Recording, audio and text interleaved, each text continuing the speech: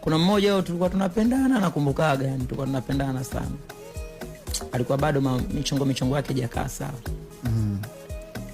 Akapata kazi ya airport, tukaachana. Alipopata kazi tu ya airport. Alipopata kazi ya airport tu akabadilika yani. Alafu nilikuwa namwambiaga, naambia unajua hapo airport hapo. Unapotaka kufanya kazi. Mimi napenda wewe ufanye kazi. Ila najua utapata mchizi mmoja tu, mpoaji mwenzako. Unajua si wengine usoni kama mgongoni. Nikamwambia hapo utakutana na mwenzako mmoja ambaye kapoa mboga 23, kasoma shule fulani hivi AC 3, si unaelewa? Kwa hiyo mkishakutana naye huyo, utaamini kama kipindi hichi nilikuwa sehemu ya maisha yako. Yaani nilimwambia hivyo, kwa nini unaniambia hivyo, unanitabiria mabaya? Nikamwambia soma mabaya. Najua ya mambo.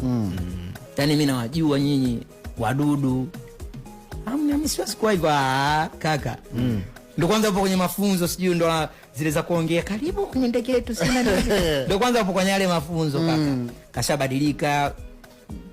Kuna namna na kuandikia message, unaona huyu kweli ndo anakuniandikia message hizi. Kwa sasa mimi siwezagi yani mambo. Mimi kwanza maisha mapya